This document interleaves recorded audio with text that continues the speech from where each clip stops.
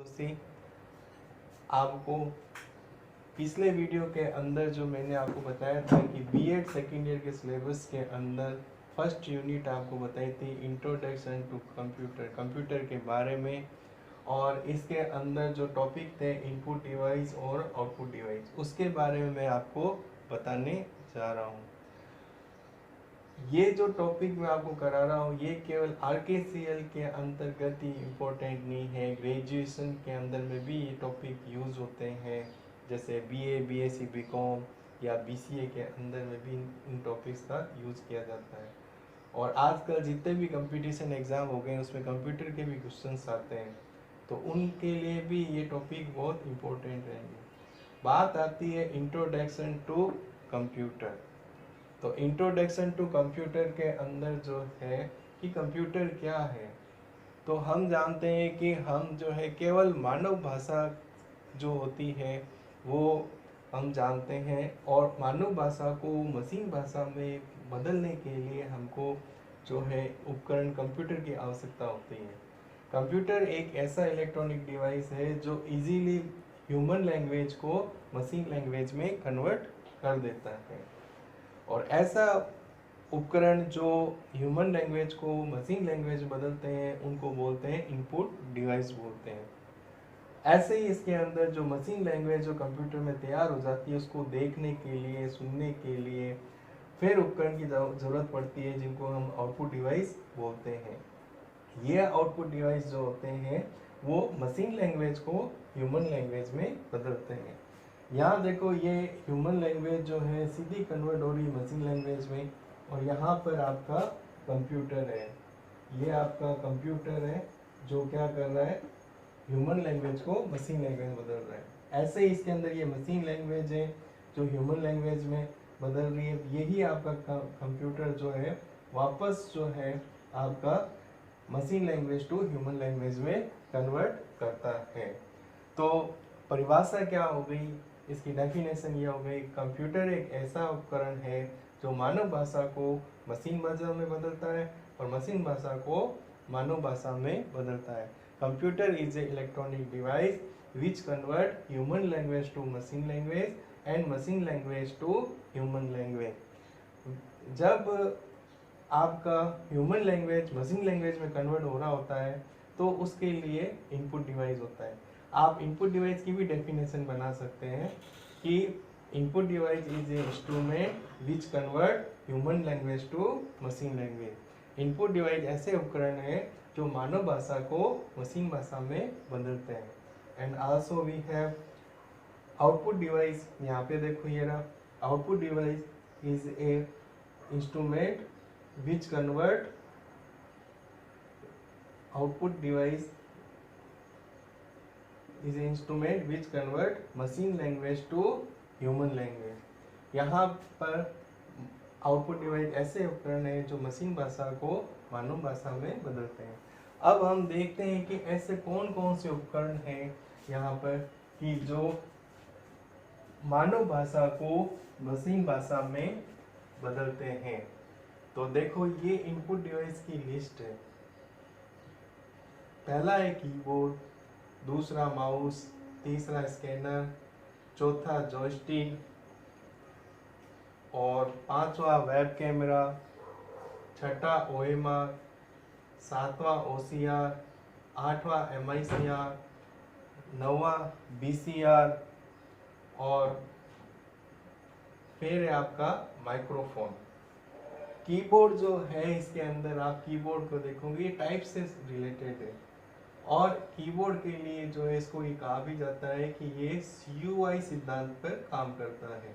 अब CUI क्या है, कैरेक्टर यूजर इंटरफेस।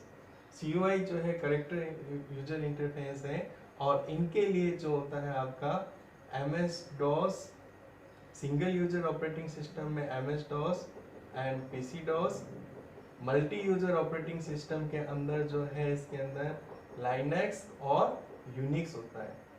सेकंड आता है माउस, ये ग्राफिकल यूजर इंटरफेस पे काम करता है, GUI, ग्राफिकल यूजर इंटरफेस। ये जो होता है ग्राफिकल यूजर इंटरफेस के अंदर विंडोज आ जाता है, विंडोज़ के जितने भी वर्जन्स होते हैं वो ग्राफिकली जो है उपकरण के लिए यूज में होते हैं। Mouse is a graphical user interface. ये डेस्कटॉप जो विंडोज़ का जो डेस्कटॉप आता है उस पर क्लिक करने के लिए काम में आता है, आइकन्स को क्लिक करने के लिए या सॉफ्टवेयर को चलाने के लिए, ताकि मानव जो है मानव जो होता है वो मशीन लैंग्वेज को कम समझ पाते हैं, वो डायरेक्टली जो इंस्ट्रक्शन दिए होते हैं उसके अकॉर्डिंग जो है इस सॉफ्टवेयर का यूज कर सकते हैं।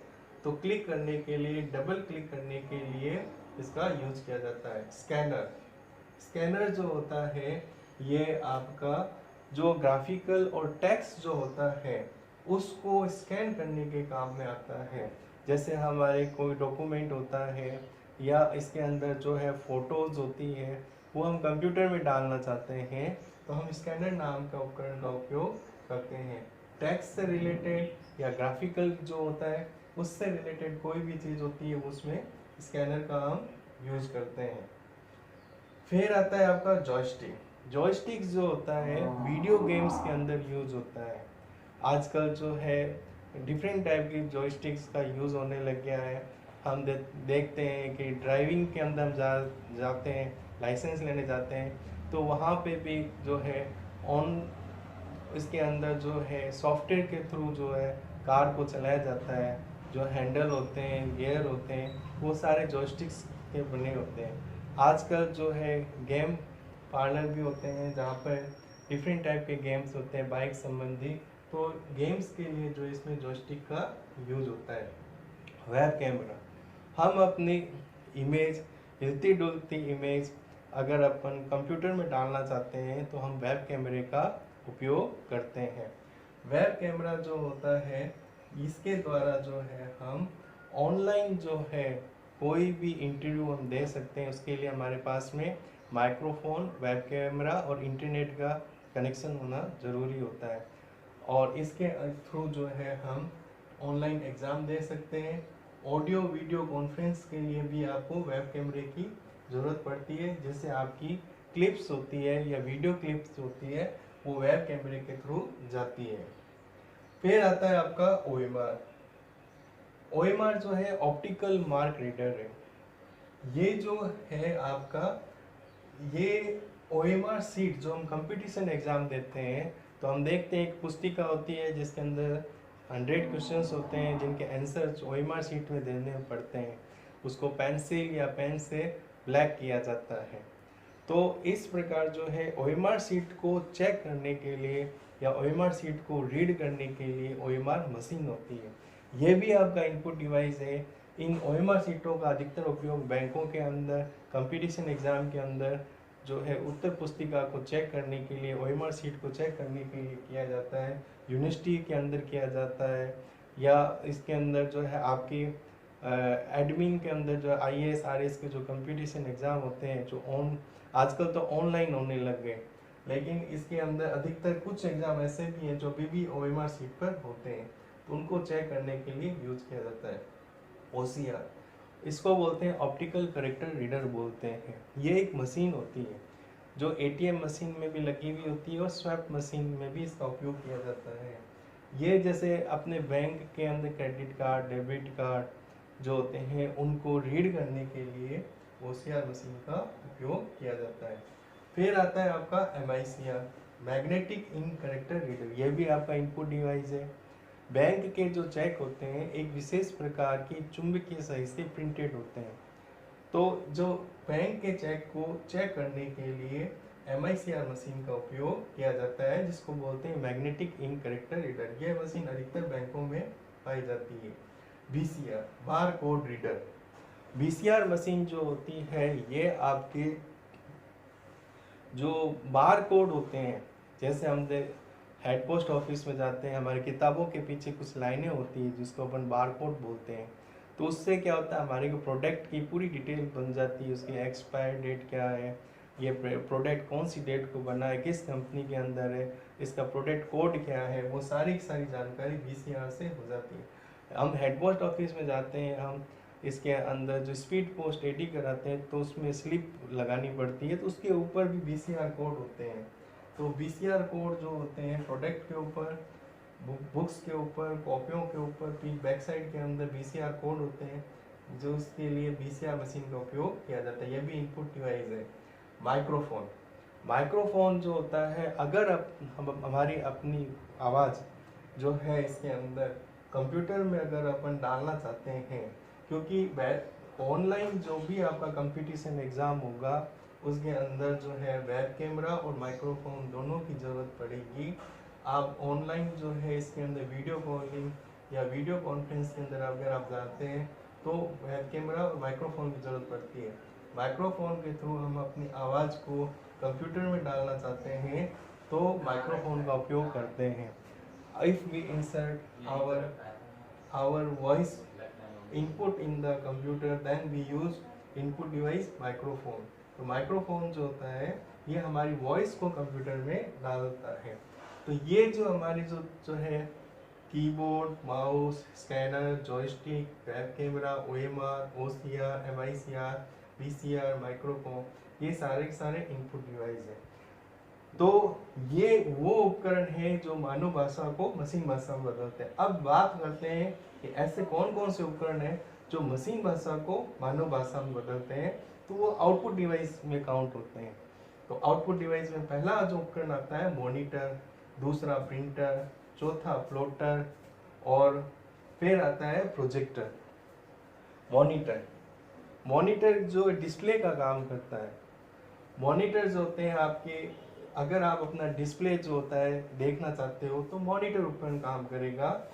ये मॉनिटर जो होता है ये कलर मॉनिटर भी होते हैं और ब्लैक एंड वाइट मॉनिटर भी होते हैं।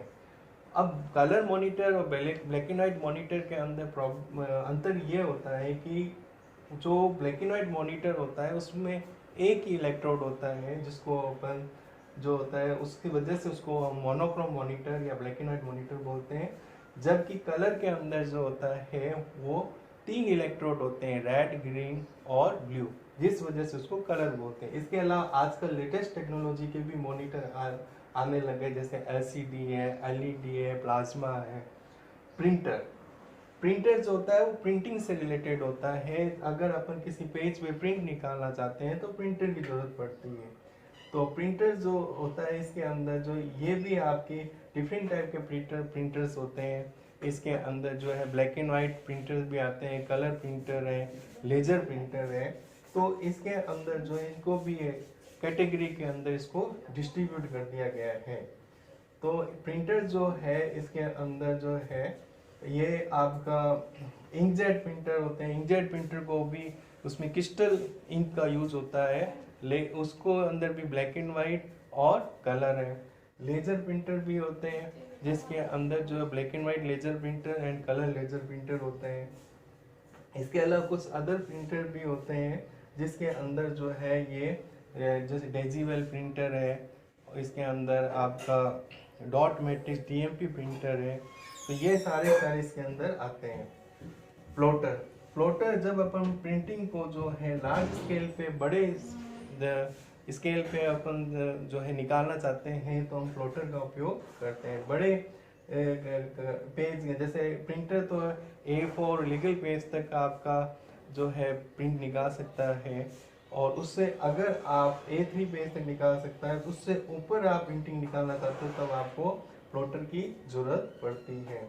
तो ये प्लॉटर जो होता है, ड्रम प्लॉटर भी होता है, फ्लैट प्लॉटर भी होता है, आजकल डिजिटल प्लॉटर भी आने लग गए।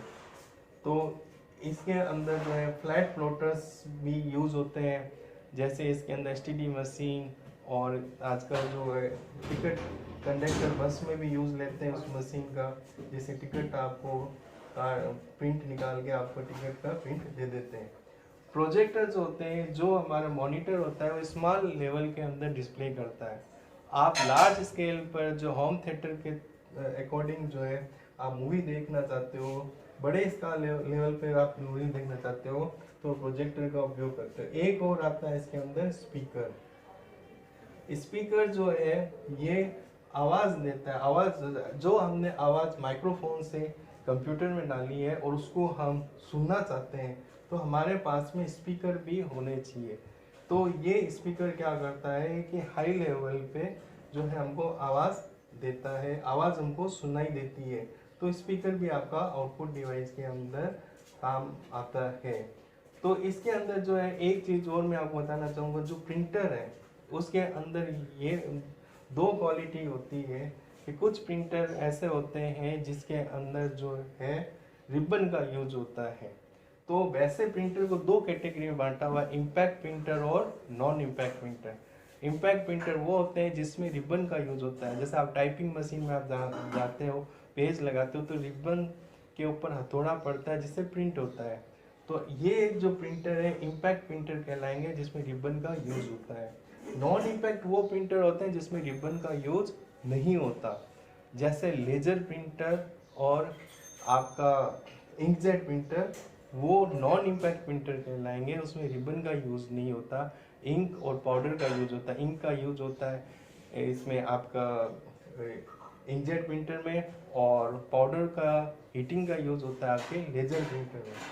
और नॉन इम्पैक्ट प्रिंटर जिसमें रिबन का यूज होता है, तो ये डेजिवेल प्रिंटर आ जाता है आपका, डॉट मैट्रिक्स प्रिंटर आ जाता है, लाइन प्रिंटर आ जाता है इसके अंदर, चैन प्रिंटर आ जाता है, ये सारे हो जाते हैं। तो इसके अंदर जो है आज मैंने आपको बताया introduction to computer, input device और आउटपुट डिवाइस। अगले इसी के अंदर जो अगला टॉपिक जो है फर्स्ट यूनिट के जो है हम देखेंगे। आज हमने 3 टॉपिक किए हैं, introduction to computer, input device और आउटपुट डिवाइस। Thank you. आप हमारे चैनल को आगे के लेक्चर के लिए सब्सक्राइब करो, बेल आइकन को भी आप क्लिक कीजिए।